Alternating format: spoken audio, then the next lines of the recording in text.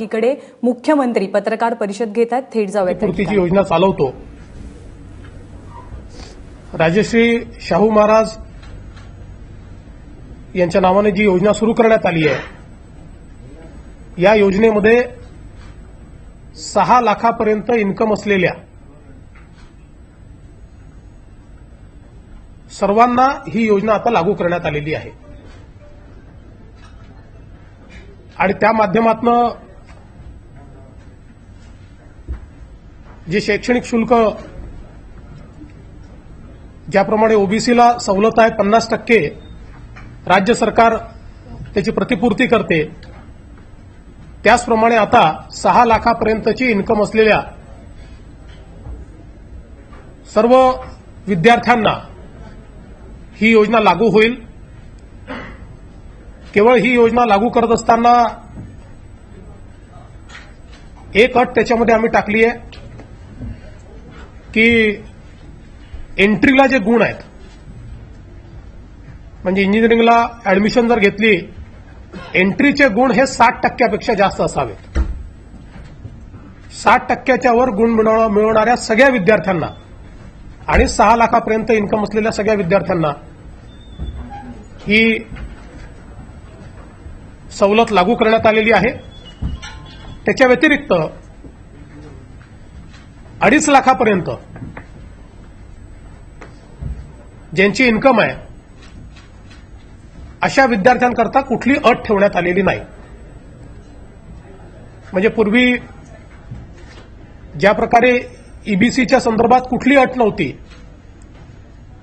तशी 2.5 लाखापर्यंत आता कुठली अट राहणार नाही. सर्व प्रकारच्या योजना बिना अट लागू राहतील.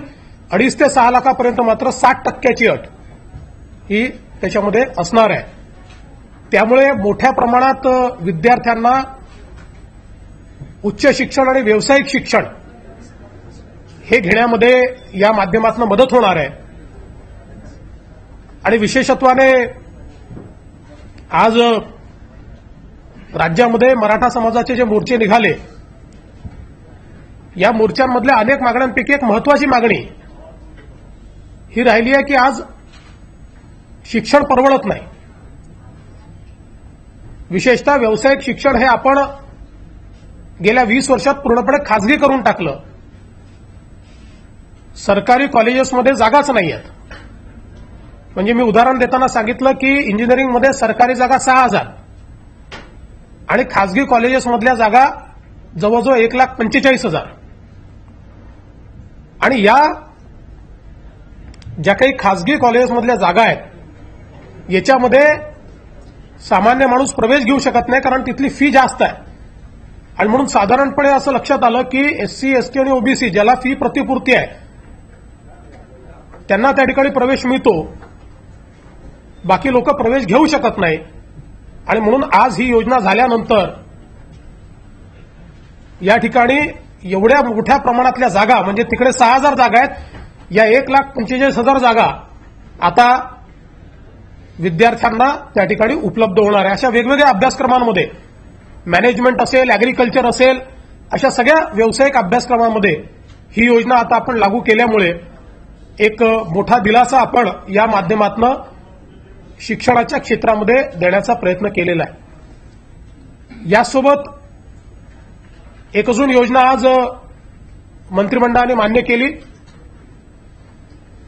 भाऊसाहेब डॉक्टर पंजाबराव देशमुख यांच्या नावानं ही योजना असेल आणि या योजनेमध्ये अल्पभूधारक शेतकरी जो आहे, या शेतकऱ्यांच्या मुलांना ते व्यावसायिक शिक्षण घेत असतील तर त्यांना मोठी शहरं जी आहेत, त्या मोठ्या शहरामध्ये निवास व्यवस्थेकरता 30,000 रुपये प्रतिवर्ष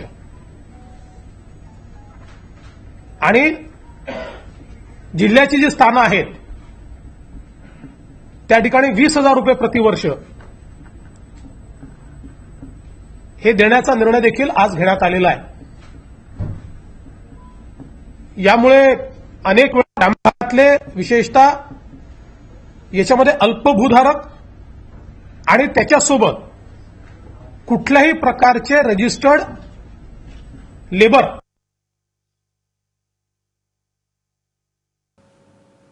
असतील, अशा कुठल्याही प्रकारचे जे लेबर आहेत, मजूर, यांच्या मुलांकरता आणि अल्पभूधारक शेतकऱ्यांच्या मुलाकरता ही योजना लागू असेल, ज्यामध्ये त्यांच्या निवासाकरता 30,000 रुपये आणि 20,000 रुपये राज्य सरकारच्या वतीनं देण्यात येतील. विशेषतः ग्रामीण भागातनं शहरामध्ये फी जरी मिळाली तरी देखील एक राहण्याचा मोठा विषय हा विद्यार्थ्यांचा असतो. विद्यार्थी 2-2, 3-3 विद्यार्थी एकत्रित राहतात, पण तेही भाडं देण्याकरता त्यांच्याजवळ अनेक वेळा पैसा नसतो, आणि म्हणून ही एक महत्वाची योजना आम्ही आज मान्य केली आहे. एक तिसरी योजना आम्ही आदिवासी विद्यार्थ्यांकरता मंजूर केली आहे, पंडित दीनदयाल उपाध्याय स्वयं योजना. या योजनेच्या अंतर्गत आज राज्यामध्ये आदिवासी विद्यार्थ्यांची सगळी जबाबदारी आपण स्वीकारलेली आहे, पण आपल्या हॉस्टेल्समध्ये सगळे आदिवासी विद्यार्थी अकोमोडेट होत नाही. त्यामुळे वर्षानुवर्ष या सगळ्या आदिवासी विद्यार्थ्यांची आंदोलनं चालतात. हॉस्टेलचे ऍडमिशन झाल्यानंतर 20-20, 25-25 हजार आदिवासी विद्यार्थी हॉस्टेलची ऍडमिशन मिळाली नाही म्हणून दरवर्षी धरणे देतात, आंदोलन करतात, आणि तात्काळ हॉस्टेलची संख्या वाढवणं देखील शक्य नाही. आणि म्हणून या विद्यार्थ्यांकरता ही योजना तयार करण्यात आली आहे की ज्यामध्ये त्यांचं राहण्याचा खर्च, जेवणाचा खर्च आणि हॉस्टेलमध्ये त्यांना जे काही साहित्य मिळतं त्या साहित्याचा खर्च ते बाहेर राहिले तरी राज्य सरकारच्या वतीनं देण्यात येईल, ज्याच्यामध्ये 6,000 रुपये मोठ्या शहरांमध्ये आणि शहरांच्या 3 कॅटेगरी केल्यात, 6,000 रुपये, 5,000 रुपये आणि 4,000 रुपये याप्रमाणे हा खर्च त्या ठिकाणी देण्यात येणार आहे. आणि त्यातनं हे जे आदिवासी विद्यार्थी आज ठिकठिकाणी आंदोलन करतायत, कारण त्यांना जागा मिळत नाही आणि वर्षानुवर्षे आंदोलन चाललंय, तर यापुढे या पद्धतीनंच जोपर्यंत आपली कॅपॅसिटी अधिक निर्माण होत नाही हॉस्टेल्सची, तोपर्यंत आदिवासी विद्यार्थ्यांना अशा प्रकारची सवलत देण्याचं आज आपण मान्य केलेलं आहे. हो, दरमहा म्हणजे ती 60,000 रुपये, 50,000 रुपये आणि 40,000 रुपये होईल ते. त्यानंतर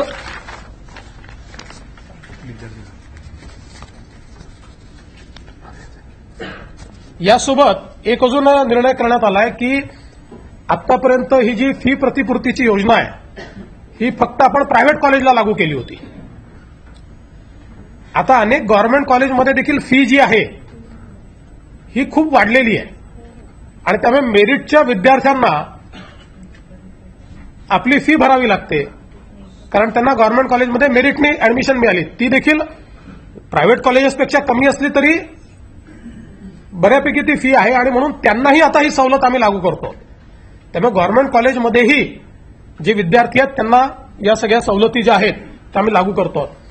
दुसरं, मेडिकलच्या संदर्भात 2.5 लाखापर्यंत फ्री प्रतिपूर्तीची योजना असणार आहे, आणि 2.5 ते 6 लाख खासगी मेडिकल कॉलेजमध्ये देखील विद्यार्थ्यांना इंटरेस्ट सबव्हेन्शनची योजना आम्ही लागू करतो. त्यांनी शैक्षणिक कर्ज घेतलं तर त्याचा संपूर्ण इंटरेस्ट हा राज्य सरकार भरेल, अशा प्रकारची योजना ही या ठिकाणी तयार करण्यात आली आहे. साधारणपणे प्राथमिक अंदाज असा आहे की सरकारी कॉलेजेसमध्ये 35,000 विद्यार्थी आहेत, खासगी कॉलेजेसमध्ये 3 लाख विद्यार्थी आहेत. त्यामुळे विशेषत्वाने या 3 लाख विद्यार्थ्यांना याचा मोठ्या प्रमाणात आता फायदा हा मिळेल. यासोबत काही अजून निर्णय आज राज्य मंत्रिमंडळाने घेतले, ज्यामध्ये कोल्हापूर जिल्ह्यातील राधानगरी तालुक्यातील धामणी मध्यम प्रकल्प जो आहे या प्रकल्पाला 782 कोटी रुपयाच्या किमतीला फेरप्रशासकीय मान्यता देण्याचा निर्णय आज राज्याच्या मंत्रिमंडळाने या ठिकाणी घेतला आहे. त्याचप्रमाणे जे ग्राहक न्यायालय आहेत त्याचे जे सदस्य आहेत त्यांना मानधन लागू करण्याचा निर्णय हा देखील राज्य सरकारने घेतलेला आहे. आणि मुंबईमध्ये जी सीटीओची इमारत आहे त्याच्या पहिल्या मजल्यावर 10,000 चौरस फूट जागा ही मुंबई उच्च न्यायालयाला देण्याच्या संदर्भात देखील आज मान्यता ही देण्यात आलेली आहे.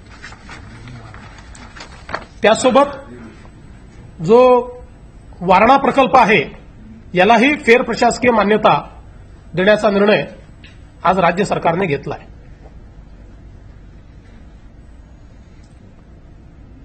मला असं वाटतं की आजचे जे काही हे निर्णय विशेषतः राजश्री शाहू महाराज योजना असेल किंवा भाऊसाहेब पंजाबराव देशमुख योजना असेल किंवा पंडित दीनदयाल उपाध्याय स्वयं योजना असेल, हे अतिशय ऐतिहासिक निर्णय आज राज्य सरकारने या संदर्भात घेतले आहेत. आणि मला विश्वास आहे की शैक्षणिक क्षेत्रामध्ये ही जी गुंतवणूक आम्ही करतोय त्यातनं उत्तम मानव संसाधन तयार होईल. यासोबत कॉलेजेसवर देखील आम्ही काही जबाबदाऱ्या टाकल्या आहेत. कॉलेजेसनी म्हणजे दुकानासारखी कॉलेजेस चालवायची हे चालणार नाही. 2 वर्षामध्ये ज्या कॉलेजेसमध्ये ही सोय लागू होईल त्या सगळ्या खासगी कॉलेजेसला 2 वर्षामध्ये कॉलेजचं अॅक्रेडिटेशन करून घ्यावं लागेल. त्यामुळे गुणवत्ता देखील त्यांना एन्श्युअर करावी लागेल. आणि दुसरं असं आहे की एक आम्ही त्यांना सीमा देतोय, पण त्याच्यानंतर कॉलेजेसनी किमान 50% प्लेसमेंट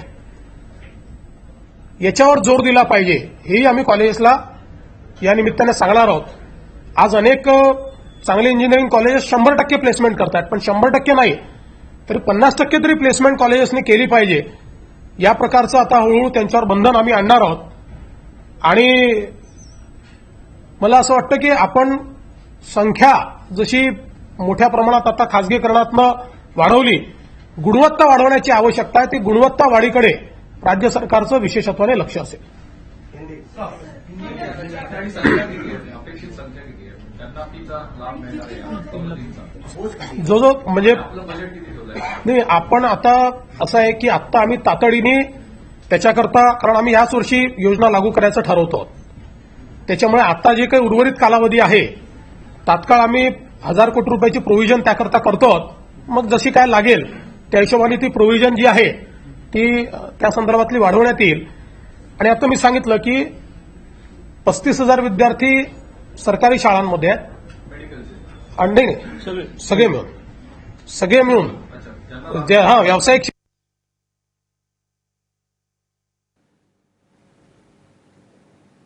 त्यांना ही योजना लागू केलेली. आता एक्झॅक्ट बेनिफिशरीचा आकडा हा आज देता येत नाही, पण 6 लाख थ्रेशोल्ड केल्यामुळे मला असं वाटतं की जवळजवळ सगळे कव्हर बऱ्यापैकी कव्हरेज सगळं त्याच्यामध्ये होईल. आणि मेडिकलचं तुम्ही जे सांगितलं 2.5 लाख आणि 6 लाख ते म्हणजे त्यांच्या उत्पन्नावरती आहे, म्हणजे उत्पन्नाचा संदर्भ आहे. काय आहे की आपल्याकडे एक आपण 2 कॅटेगरी केल्या आहेत. आता असं आहे की ईबीसी जी आहे ही 1 लाख होती, तर ती 2.5 लाख केली आपण. पण त्याच्यासोबत फायदे मात्र 6 लाखापर्यंत दिले. कारण शेवटी जो ऍक्च्युअल गरिबांमध्ये गरीब आहे त्याच्याकरता काही वेगळ्या तरतुदी राहिल्या पाहिजेत. म्हणून मग 2.5 लाखापर्यंतचा जो आहे तो कदाचित म्हणजे कर्जही घेऊ शकणार नाही, म्हणून त्याला पूर्ण फी द्यायची मेडिकलमध्ये, बाकीच्यांना इंटरेस्ट सबवेन्शन द्यायचं. बाकी मग दोन्हीकडे सगळ्या योजना सारख्या आहेत, फक्त 60% अट टाकण्यात आली. आणि इंजिनिअरिंगला पूर्ण फी देणार तिथे कर्ज नाही. नाही, कर्ज नाही आहे, प्रतिपूर्ती आहे. तिथे प्रतिपूर्ती करणार. कर्ज फक्त प्रायव्हेट मेडिकल कॉलेजमध्ये, आणि तेही 2.5 लाखाच्या वर 6 लाखापर्यंत. डायरेक्टर टेक्निकल एज्युकेशन अंडर येणारे आर्किटेक्चर पासून सर्व अभ्यासक्रमांसाठी आत्ता जेवढ्या अभ्यासक्रमांना ओबीसी, एससी आणि एसटीला लागू आहे ते सगळे अभ्यासक्रम यात आले. आणि डिप्लोमा ते आता जेवढे लागू आहेत असं आहे की कोरडवाहूचा शेतकरी 2.5 हेक्टरपर्यंत आणि बाकी 2 हेक्टरपर्यंत.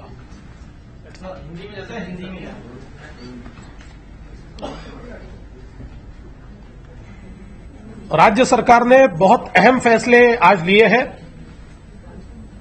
राजर्षि शाहू महाराज इनके नाम से एक योजना हम शुरू करने जा रहे हैं, जिसमें जिनका इनकम 6 लाख तक है ऐसे पालकों के बच्चे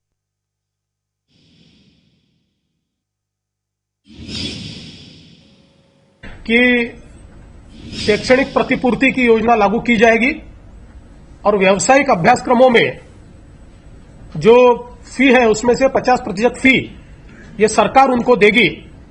अभी तक ये योजना राज्य में एससी एसटी को 100% और ओबीसी को 50% लागू थी। अब उस योजना का विस्तार आर्थिक निकषों के ऊपर 6 लाख से नीचे इनकम वाले सभी विद्यार्थियों को दिया जा रहा है। इसमें केवल ये कहा गया है कि 60% से ज्यादा मार्क ये उनको होने चाहिए, क्योंकि ये मेरिट कम मीन्स इस प्रकार की स्कॉलरशिप है और इसलिए 60% से ज्यादा मार्क जिनको मिलेंगे उनको ये लागू की जाएगी। दूसरी योजना एक हमने लागू की है बाबा साहब डॉक्टर पंजाबराव देशमुख जी इनके नाम से, जिस योजना में जो छोटे किसान है और जो मजदूर है उनके बेटों को फी तो सरकार की ओर से मिलेगी, लेकिन पढ़ने के लिए अगर उनको शहरों में जाना पड़ेगा, जिला स्थानों पर जाना पड़ेगा, तो रहने के लिए भी उनके पास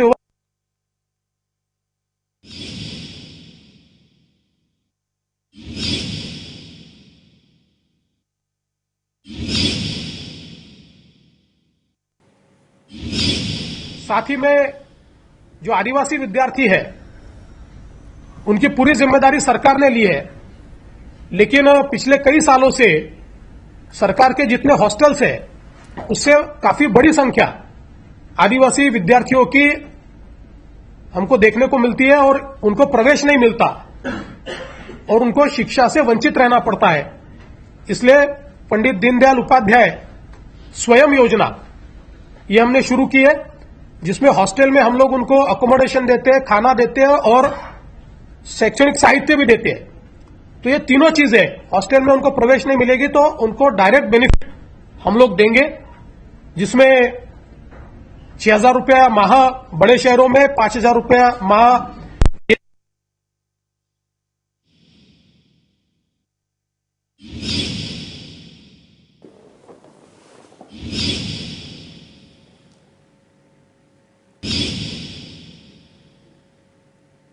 इस बारे में आंदोलन भी आदिवासी विद्यार्थी करते रहे। आज उसके संदर्भ में एक अहम फैसला राज्य की सरकार ने किया है। दूसरे के अलावा थोड़ा सा आज मराठा रिजर्वेशन को लेकर आपने थोड़ा और वक्त मांगा है कोर्ट के सामने, क्या वजह थी आज आप? सरकार ने वक्त मांगा नहीं है, सरकार ने एफिडेविट फाइल किया। इंटरविनर्स जो थे उन्होंने कुछ चीजें फाइल की, उन इंटरविनर्स को कोर्ट ने कहा है कि आपके प्लीडिंग्स जो है वो 7 दिसंबर तक, मेरी जानकारी जो है 5 दिसंबर तक उसका पूरा करें, 7 दिसंबर तक, और उसके बाद इसके ऊपर पूरा फैसला होगा। सरकार ने बिल्कुल समय मांगा नहीं है। सरकारला कोर्टाने फटकारलं अशा बातम्या दाखवल्या, सरकारला कोर्टाने फटकारलं अशा बातम्या दाखवल्या जातात, खरं काय? मी पुन्हा एकदा सांगतो आणि आपल्याला सगळ्यांना माझी विनंती आहे की किमान कोर्टाचं खरं दाखवा। कोर्टाने राज्य सरकारला कुठेही फटकारलेलं नाही। राज्य सरकारने आपली बाजू जी काही मांडायची आहे त्याची पूर्ण तयारी आमची आहे। इंटरव्हिनर्सनी त्या ठिकाणी वेळ मागितलेला आहे। आपल्याला माहिती आहे की खूप वेगवेगळ्या प्रकारच्या संघटना इंटरव्हीन झालेल्या आहेत। आता माझ्याजवळ पूर्ण माहिती नाही कोण कोण इंटरव्हिनर होते, त्यामुळे मी ती देऊ शकत नाही, पण जी प्राथमिक माहिती माझ्याकडे आली आहे ते इंटरव्हिनर त्याच्यामध्ये आलेले आहेत आणि त्यांनी काही प्लीडिंग केले ते प्लीडिंग पूर्ण झाले पाहिजेत, त्याच्यानंतरच फायनल प्लीडिंग होऊ शकतं, असं त्या संदर्भातला निर्णय झालेला आहे। त्याच्यामुळे राज्य सरकारने वेळ वगैरे मागितलेला नाही। तर आपण ही पहिले स्टेप आहे का आरक्षण आपण जातीच्या याच्यावर देणार, धर्माच्या देणार का आर्थिक नियोजनावर राहावं अशी एक भूमिका आपली राहील। आणि त्याला जोडून विचारतो की आरक्षण देणार नाही पण बाकीचं सगळं देऊ, जसं कर्जमाफीचं तसं ते धोरण आहे। मला असं वाटतं की मी यापूर्वीच अतिशय स्पष्ट भूमिका मांडली आहे की आरक्षण आम्ही देणारच आहोत, पण जसं मी सांगितलं की आरक्षणाने सगळे प्रश्न याकरता सुटणार नाही। इंजिनिअरिंग कॉलेजमध्ये, सरकारच्या कॉलेजमध्ये एकूण जागा 6,000, 15% आरक्षण मिळालं तर मराठा समाजाला 900 जागा मिळतील। उर्वरित मराठा समाजाच्या मुलांनी काय करायचं? कारण बाकीच्या सगळ्या जागा तर प्रायव्हेट कॉलेजेसमध्ये आहेत, तिथे फी भरावी लागते, तिथे त्यांना शिकता येईल का? आणि म्हणून हा अतिशय स्पष्ट निर्णय या ठिकाणी राज्य सरकारने केला की त्यांना देखील ही पूर्ण संधी मिळाली पाहिजे आणि त्याकरता ही योजना आणलेली आहे। राज्य सरकार अतिशय स्पष्ट मताने पुढे चाललेलं आहे. आमच्या डोक्यात कुठलेही कन्फ्युजन नाही आहे. तुम्हीही कुठलेही कन्फ्युजन तयार करू नका. एक मागणी जी आहे ती अॅट्रॉसिटीची आहे, फेरविचार त्या संदर्भात सरकारच्या पातळीवर काय? बघा, असं आहे की मराठा संघटनांची आमची सातत्याने चर्चा झाली आहे आणि त्यांनीही ज्या काही मागण्या पाठवल्या आहेत अनेक ठिकाणी जिल्हाधिकाऱ्यांकडे पाठवल्या आहेत.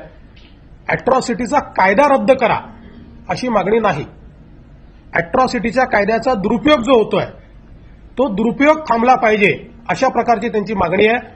अनेक दलित नेत्यांशी माझी चर्चा या संदर्भात झालेली आहे. त्यांचंही मत आहे की जर कुठे दुरुपयोग होत असेल तर दुरुपयोग थांबवायला काही हरकत नाही आहे आणि म्हणून त्या संदर्भात निश्चितपणे हा दुरुपयोग होऊ नये याकरता काय काय करता येईल या संदर्भातली चर्चा आम्ही सगळ्या रिपब्लिकन नेत्यांशी आणि वेगवेगळ्या सगळ्या नेत्यांशी करतो. आतापर्यंत जेवढे अॅट्रॉसिटीचे गुन्हे आहेत, सीएम साहेब, अॅट्रॉसिटीचे जेवढे गुन्हे आहेत त्या सर्व गुन्ह्यांची एसआयटी मार्फत चौकशी स्वतंत्र करून नेमकं काय आहे त्याची चौकशी होणार. आणि असं कसं करता येईल? ते वेगवेगळ्या स्तरावर आहेत, त्यातले काही कोर्टामध्ये आहेत. त्याची चौकशी कोर्टात जे आहेत त्याची चौकशी करायचा कायद्याने अधिकारच नाही आहे. त्यामुळे मुळामध्ये काय आहे की जे कायदेशीर आपला जो अधिकार आहे त्या अधिकारांचा योग्य वापर करून दलित समाजाला प्रोटेक्शन मिळालंच पाहिजे. पण त्यासोबत कोणी जर गैरवापर करत असेल तर तो गैरवापर होऊ दिला नाही पाहिजे या दृष्टीने आपल्याला कारवाई करायची. आणि या निमित्ताने राज्यातल्या जनतेला मला आव्हान करायचं आहे की काही लोकांना, आणि हे मुठभर लोक आहेत, वेगवेगळ्या समाजाचे लोक आहेत, जरा शांत, काही लोकांना केवळ राज्यातली कायदा आणि सुव्यवस्था खराब झाली पाहिजे अशा प्रकारची कारवाई काही लोकांच्या वतीनं होते. हे मुठभर लोक आहेत. चुकीच्या गोष्टी त्या ठिकाणी पसरवायच्या, भडकवणारे वक्तव्य करायचे, चुकीचे व्हॉट्सअप मेसेज पाठवायचे आणि त्यातनं समाजामध्ये तेढ निर्माण करायचं. मला असं वाटतं की हे योग्य नाहीये आणि म्हणून माझी सगळ्यांना अपील आहे, आपण लोकशाही प्रक्रियेमध्ये आहोत. सरकार सगळ्या समाजांचा विचार करते. सगळे प्रश्न हे चर्चेने सुटू शकतात. त्यामुळे मला असं वाटतं की एका समाजाने दुसऱ्या समाजाच्या विरुद्ध कुठलीही भूमिका या ठिकाणी घेण्यात येऊ नये. आपण नेहमी सांगतो, अभिमानानं सांगतो की शाहू फुले आंबेडकरांचा महाराष्ट्र आहे. त्यामुळे शाहू महाराज असतील, महात्मा ज्योतिबा फुले असतील किंवा डॉक्टर बाबासाहेब आंबेडकर असतील, यांना अपेक्षित असं वर्तन हे सर्वांकडनं झालं पाहिजे अशा प्रकारची मला अपील करायची. अॅट्रॉसिटीच्या संदर्भामध्ये एक असा विषय होता की आपल्याला आपल्या स्तरावर करता येईल केंद्र सरकारकडे जावं. अॅट्रॉसिटीच्या संदर्भामध्ये हा जो बदल अपेक्षित आहे तो तुम्हाला इथे करता येईल का केंद्राकडे जावं? म्हणजे आता तुम्ही फार, मला असं वाटतं की फार प्रीमेच्युअर प्रश्न विचारताय.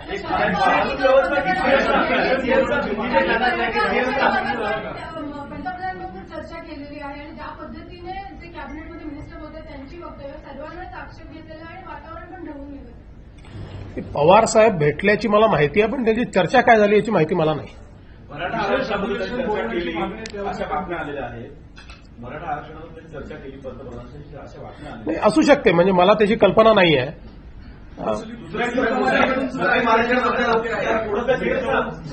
महाराष्ट्र में कानून व्यवस्था की, कानून सुव्यवस्था को खराब करने की कुछ लोगों की साजिश है क्या कहना चाहेंगे आप? देखिए, मुझे ये ध्यान में आता है कि कुछ लोग अभी जो परिस्थितियां महाराष्ट्र में तैयार हुई है उसका फायदा लेकर कानून व्यवस्था कैसे बिगड़े, अलग अलग समाज आमने सामने आकर किस प्रकार से एक दूसरे से लड़े, ऐसा छुपा प्रयास कर रहे हैं. ये समाज विघातक ऐसे लोग हैं, ये थोड़े से ही लोग हैं. और इसलिए मैं जनता को अपील करना चाहता हूं कि अलग अलग प्रकार की अफवाहें फैलाई जाती है, अलग अलग प्रकार के मैसेजेस भेजे जाते हैं, ये सारे सही नहीं होते. और इसलिए इनके ऊपर विश्वास रख के उस पर तुरंत रिएक्ट करना ये उचित बात नहीं है. महाराष्ट्र, ये हमेशा हम लोग गर्व के साथ कहते हैं कि ये शाहू महाराज का, महात्मा ज्योतिबा फुले का और डॉक्टर बाबा साहेब आम्बेडकर का महाराष्ट्र है और उनके विचारों से महाराष्ट्र चलता है, तो मुझे लगता है कि सभी समाजों से इन्हीं विचारों के आधार पर महाराष्ट्र में हमारा वर्तन हो, ऐसा अपेक्षित है। अगर कोई लोग किसी की भावना भड़काने की कोशिश करते हैं तो मुझे लगता है ये उचित नहीं है। विशेष अधिवेशनची मागणी काय आपलं म्हणणं आहे? करून चर्चा चालली आहे त्याच्यावर। अभी जो हमारे सामने मसले हैं उन मसलों में अभी कोर्ट में मराठा आरक्षण का मसला चल रहा है, जिसमें भारतीय जनता महाराष्ट्र सरकार की ये भूमिका बिल्कुल स्पष्ट है कि मराठा समाज को आरक्षण मिलना चाहिए और इसलिए उसी भूमिका को लेकर हम आगे बढ़ रहे हैं। आता आमच्यासमोर मराठा आरक्षणाच्या संदर्भातला विषय आहे, त्या संदर्भात महाराष्ट्र सरकारची स्पष्ट भूमिका आहे, मराठा समाजाला आरक्षण मिळालं पाहिजे। तीच भूमिका तत्परतेनं, ताकदीनं आम्ही माननीय उच्च न्यायालयासमोर मांडतो आहे। धन्यवाद। मैं बताया आपको। हो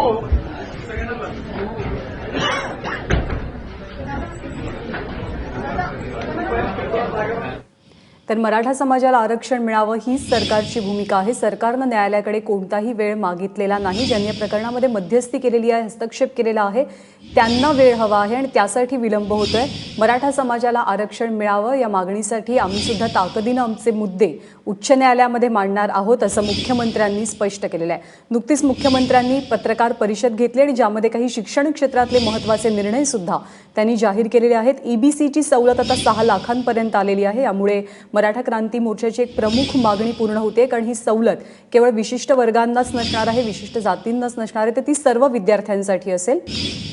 आणि म्हणून साधारणपणे असं लक्षात आलं की एससी, एसटी आणि ओबीसी ज्याला फी प्रतिपूर्ती आहे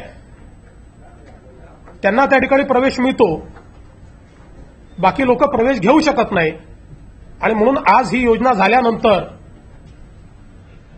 या ठिकाणी एवढ्या मोठ्या प्रमाणातल्या जागा, म्हणजे तिकडे 6,000 जागा आहेत, या 1,45,000 जागा आता विद्यार्थ्यांना त्या ठिकाणी उपलब्ध होणार आहे। अशा वेगवेगळ्या अभ्यासक्रमांमध्ये, मॅनेजमेंट असेल, ऍग्रिकल्चर असेल, अशा सगळ्या व्यावसायिक अभ्यासक्रमांमध्ये ही योजना आता आपण लागू केल्यामुळे एक मोठा दिलासा आपण या माध्यमातून शिक्षणाच्या क्षेत्रामध्ये देण्याचा प्रयत्न केलेला आहे। यासोबत एक अजून योजना आज मंत्रिमंडळाने मान्य केली। भाऊसाहेब डॉक्टर पंजाबराव देशमुख यांच्या नावानं ही योजना असेल आणि या योजनेमध्ये अल्पभूधारक शेतकरी जो आहे, या शेतकऱ्यांच्या मुलांना ते व्यावसायिक शिक्षण घेत असतील तर त्यांना मोठी शहरं जी आहेत त्या मोठ्या शहरामध्ये निवास व्यवस्थेकरता 30,000 रुपये प्रतिवर्ष आणि जिल्ह्याची जी स्थानं आहेत त्या ठिकाणी 20,000 रुपये प्रतिवर्ष हे देण्याचा निर्णय देखील आज घेण्यात आलेला आहे। यामुळे अनेक वेळा ग्रामीण भागातले, विशेषतः याच्यामध्ये अल्पभूधारक आणि त्याच्यासोबत कुठल्याही प्रकारचे रजिस्टर्ड लेबर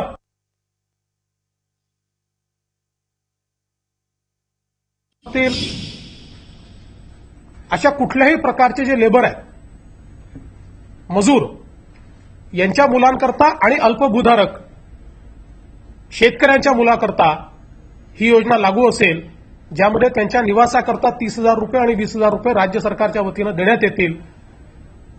विशेषतः ग्रामीण भागातनं शहरामध्ये फी जरी मिळाली तरी देखील एक राहण्याचा मोठा विषय हा विद्यार्थ्यांचा असतो। विद्यार्थी 2-2, 3-3 विद्यार्थी एकत्रित राहतात, पण तेही भाडं देण्याकरता त्यांच्याजवळ अनेक वेळा पैसा नसतो आणि म्हणून ही एक महत्वाची योजना आम्ही आज मान्य केली आहे। एक तिसरी योजना आम्ही आदिवासी विद्यार्थ्यांकरता मंजूर केली आहे, पंडित दीनदयाल उपाध्याय स्वयं योजना।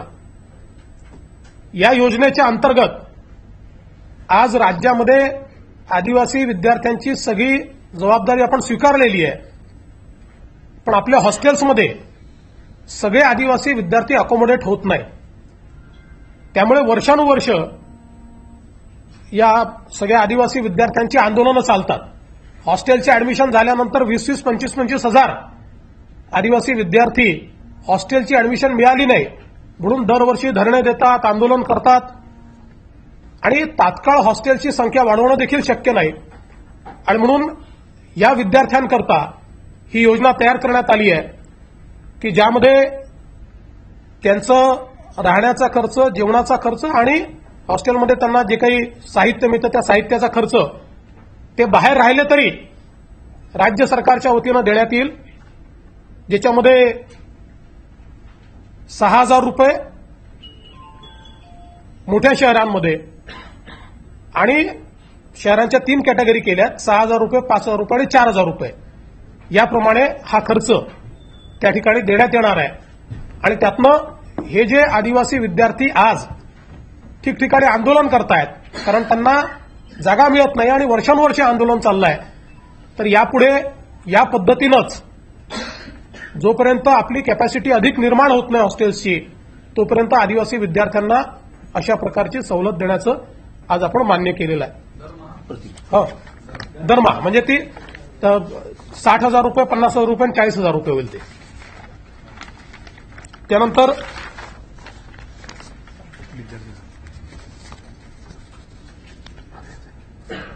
यासोबत एक अजून निर्णय करण्यात आला आहे की आतापर्यंत ही जी फी प्रतिपूर्तीची योजना आहे ही फक्त आपण प्रायव्हेट कॉलेजला लागू केली होती. आता अनेक गव्हर्नमेंट कॉलेजमध्ये देखील फी जी आहे ही खूप वाढलेली आहे आणि त्यामुळे मेरिटच्या विद्यार्थ्यांना आपली फी भरावी लागते, कारण त्यांना गव्हर्नमेंट कॉलेजमध्ये मेरिटने ऍडमिशन मिळाली, ती देखील प्रायव्हेट कॉलेजेसपेक्षा कमी असली तरी बऱ्यापैकी ती फी आहे आणि म्हणून त्यांनाही आता ही सवलत आम्ही लागू करतो. त्यामुळे गव्हर्नमेंट कॉलेजमध्येही जे विद्यार्थी आहेत त्यांना या सगळ्या सवलती ज्या आहेत त्या आम्ही लागू करतो. दुसरं, मेडिकलच्या संदर्भात 2.5 लाखापर्यंत फ्री प्रतिपूर्तीची योजना असणार आहे आणि 2.5 ते 6 लाख खासगी मेडिकल कॉलेजमध्ये देखील विद्यार्थ्यांना इंटरेस्ट सबव्हेन्शनची योजना आम्ही लागू करतो. त्यांनी शैक्षणिक कर्ज घेतलं तर त्याचा संपूर्ण इंटरेस्ट हा राज्य सरकार भरेल, अशा प्रकारची योजना ही या ठिकाणी तयार करण्यात आली आहे. साधारणपणे प्राथमिक अंदाज असा आहे की सरकारी कॉलेजेसमध्ये 35,000 विद्यार्थी आहेत, खासगी कॉलेजेसमध्ये 3 लाख विद्यार्थी आहेत. त्यामुळे विशेषत्वाने या 3 लाख विद्यार्थ्यांना याचा मोठ्या प्रमाणात आता फायदा हा मिळेल. यासोबत काही अजून निर्णय आज राज्य मंत्रिमंडळाने घेतले, ज्यामध्ये कोल्हापूर जिल्ह्यातील राधानगरी तालुक्यातील धामणी मध्यम प्रकल्प जो आहे या प्रकल्पाला 782 कोटी रुपयाच्या किमतीला फेरप्रशासकीय मान्यता देण्याचा निर्णय आज राज्याच्या मंत्रिमंडळाने या ठिकाणी घेतला आहे. त्याचप्रमाणे जे ग्राहक न्यायालय आहेत त्याचे जे सदस्य आहेत त्यांना मानधन लागू करण्याचा निर्णय हा देखील राज्य सरकारने घेतलेला आहे. आणि मुंबईमध्ये जी सीटीओची इमारत आहे त्याच्या पहिल्या मजल्यावर 10,000 चौरस फूट जागा ही मुंबई उच्च न्यायालयाला देण्याच्या संदर्भात देखील आज मान्यता ही देण्यात आलेली आहे. त्यासोबत जो वारणा प्रकल्प आहे यालाही फेरप्रशासकीय मान्यता देण्याचा निर्णय आज राज्य सरकारने घेतला आहे.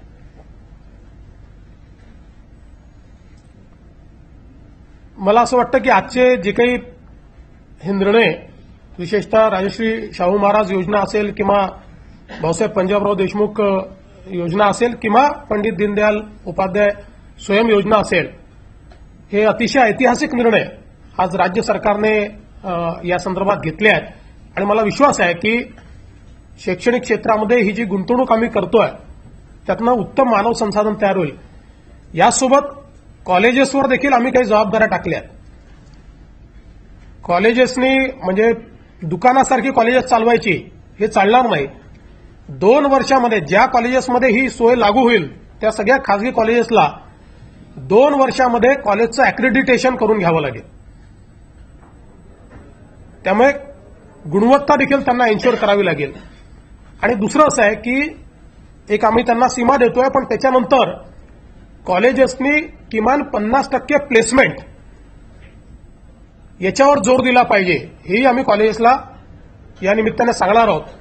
आज अनेक चांगले इंजिनिअरिंग कॉलेजेस 100% प्लेसमेंट करतात, पण 100% नाही तरी 50% तरी प्लेसमेंट कॉलेजेसनी केली पाहिजे. या प्रकारचं आता हळूहळू त्यांच्यावर बंधन आम्ही आणणार आहोत. आणि मला असं वाटतं की आपण संख्या जशी मोठ्या प्रमाणात आता खासगीकरणातनं वाढवली, गुणवत्ता वाढवण्याची आवश्यकता आहे. ती गुणवत्ता वाढीकडे राज्य सरकारचं विशेषत्वाने लक्ष असेल. आणि संख्या किती आहे, अपेक्षित संख्या किती आहे, त्यांना तिचा लाभ मिळणार आहे या सवलतींचा?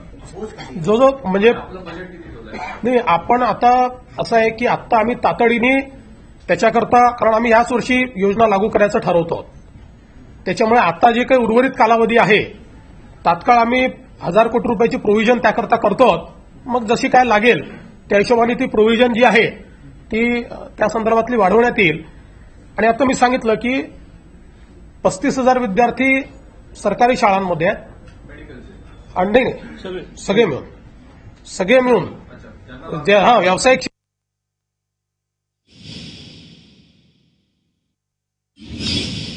त्यांना ही योजना लागू केलेली. आता एक्झॅक्ट बेनिफिशरीचा आकडा हा आज देता येत नाही, पण 6 लाख थ्रेशोल्ड केल्यामुळे मला असं वाटतं की जवळजवळ सगळे कव्हर बऱ्यापैकी कव्हरेज सगळं त्याच्यामध्ये होईल. आणि मेडिकलचं तुम्ही जे सांगितलं 2.5 लाख आणि 6 लाख ते म्हणजे त्यांच्या उत्पन्नावरती आहे, उत्पन्नाचा संदर्भ आहे. काय आहे की आपल्याकडे एक आपण 2 कॅटेगरी केल्या आहेत. आता असं आहे की ईबीसी जी आहे ही 1 लाख होती, तर ती 2.5 लाख केली आपण, पण त्याच्यासोबत फायदे मात्र 6 लाखापर्यंत दिले. कारण शेवटी जो ऍक्च्युअल गरिबांमध्येही गरीब आहे त्याच्याकरता काही वेगळ्या तरतुदी राहिल्या पाहिजेत. म्हणून मग 2.5 लाखापर्यंतचा जो आहे तो कदाचित म्हणजे कर्जही घेऊ शकणार नाही, म्हणून त्याला पूर्ण फी द्यायची मेडिकलमध्ये, बाकीच्यांना इंटरेस्ट सबवेन्शन द्यायचं.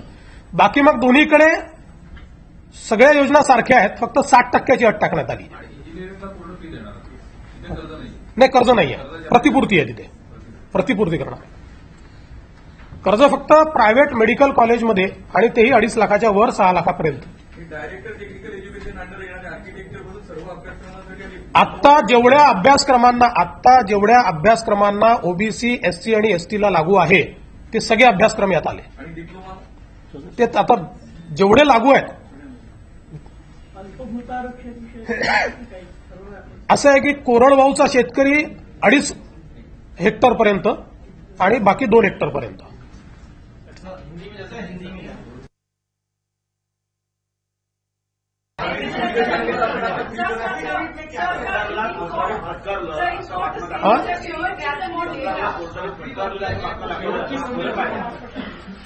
मी पुन्हा एकदा सांगतो, आणि आपल्याला सगळ्यांना माझी विनंती आहे की किमान कोर्टाचं खरं दाखवा.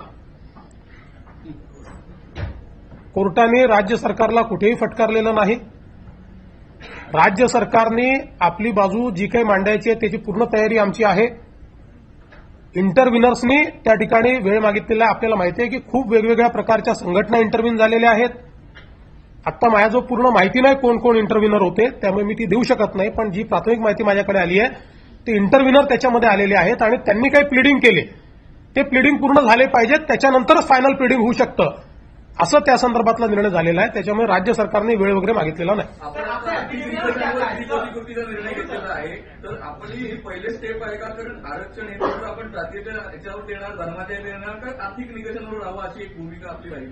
आणि त्याला जोडून विचारतो की आरक्षण देणार नाही पण बाकीचं सगळं देऊ, जसं कर्जमाफीचं तसं ते धोरण असणार. मला असं वाटतं की मी यापूर्वीच अतिशय स्पष्ट भूमिका मांडली आहे की आरक्षण आम्ही देणारच आहोत, पण जसं मी सांगितलं की आरक्षणाने सगळे प्रश्न याकरता सुटणार नाही. इंजिनिअरिंग कॉलेजमध्ये, सरकारच्या कॉलेजमध्ये एकूण जागा 6,000, 15% आरक्षण मिळालं तर मराठा समाजाला 900 जागा मिळतील. उर्वरित मराठा समाजाच्या मुलांनी काय करायचं? कारण बाकीच्या सगळ्या जागा तर प्रायव्हेट कॉलेजेसमध्ये आहेत, तिथे फी भरावी लागते, तिथे त्यांना शिकता येईल का? आणि म्हणून हा अतिशय स्पष्ट निर्णय या ठिकाणी राज्य सरकारने केला की त्यांना देखील ही पूर्ण संधी मिळाली पाहिजे आणि त्याकरता ही योजना आणलेली आहे. राज्य सरकार अतिशय स्पष्ट मताने पुढे चाललेलं आहे. आमच्या डोक्यात कुठलेही कन्फ्युजन नाही आहे. तुम्ही कुठलेही कन्फ्युजन तयार करू नका. एक मागणी जी आहे त्या अॅट्रॉसिटीची पेरवीच्या त्या संदर्भात सरकारच्या पातळीवर बघा, असं आहे की मराठा संघटनांची आमची सातत्याने चर्चा झाली आहे आणि त्यांनीही ज्या काही मागण्या पाठवल्या आहेत, अनेक ठिकाणी जिल्हाधिकाऱ्यांकडे पाठवल्या आहेत. अॅट्रॉसिटीचा कायदा रद्द करा अशी मागणी नाही. अॅट्रॉसिटीच्या कायद्याचा दुरुपयोग जो होतोय तो दुरुपयोग थांबला पाहिजे अशा प्रकारची त्यांची मागणी आहे. अनेक दलित नेत्यांशी माझी चर्चा या संदर्भात झालेली आहे. त्यांचंही मत आहे की जर कुठे दुरुपयोग होत असेल तर दुरुपयोग थांबवायला काही हरकत नाही आहे आणि म्हणून त्या संदर्भात निश्चितपणे हा दुरुपयोग होऊ नये याकरता काय काय करता येईल या संदर्भातली चर्चा आम्ही सगळ्या रिपब्लिकन नेत्यांशी आणि वेगवेगळ्या सगळ्या नेत्यांशी करतो. आतापर्यंत जेवढे अॅट्रॉसिटीचे गुन्हे आहेत, सीएम साहेब, अॅट्रॉसिटीचे जेवढे गुन्हे आहेत त्या सर्व गुन्ह्यांची एसआयटी मार्फत चौकशी स्वतंत्र करून नेमकं काय आहे त्याची चौकशी होणार. त्यामुळे मुळामध्ये काय आहे की जे कायदेशीर आपले जो अधिकार आहेत त्या अधिकारांचा योग्य वापर करून दलित समाजाला प्रोटेक्शन मिळालंच पाहिजे. पण त्यासोबत कोणी जर गैरवापर करत असेल तर तो गैरवापर होऊ दिला नाही पाहिजे या दृष्टीने आपल्याला कारवाई करायची. आणि या निमित्ताने राज्यातल्या जनतेला मला आव्हान करायचं आहे की काही लोकांना, आणि हे मुठभर लोक आहेत, वेगवेगळ्या समाजाचे लोक आहेत, जरा शांत, काही लोकांना केवळ राज्यातली कायदा आणि सुव्यवस्था खराब झाली पाहिजे अशा प्रकारची कारवाई काही लोकांच्या वतीनं होते. हे मुठभर लोक आहेत. चुकीच्या गोष्टी त्या ठिकाणी पसरवायच्या, भडकवणारे वक्तव्य करायचे, चुकीचे व्हॉट्सअप मेसेज पाठवायचे आणि त्यातनं समाजामध्ये तेढ निर्माण करायचं. मला असं वाटतं की हे योग्य नाहीये आणि म्हणून माझी सगळ्यांना अपील आहे, आपण लोकशाही प्रक्रियेमध्ये आहोत. सरकार सगळ्या समाजांचा विचार करते. सगळे प्रश्न हे चर्चेने सुटू शकतात. त्यामुळे मला असं वाटतं की एका समाजाने दुसऱ्या समाजाच्या विरुद्ध कुठलीही भूमिका या ठिकाणी घेण्यात येऊ नये. आपण नेहमी सांगतो, अभिमानानं सांगतो की शाहू फुले आंबेडकरांचा महाराष्ट्र आहे. त्यामुळे शाहू महाराज असतील, महात्मा ज्योतिबा फुले असतील किंवा डॉक्टर बाबासाहेब आंबेडकर असतील, यांना अपेक्षित असं वर्तन हे सर्वांकडनं झालं पाहिजे अशा प्रकारची मला अपील करायची.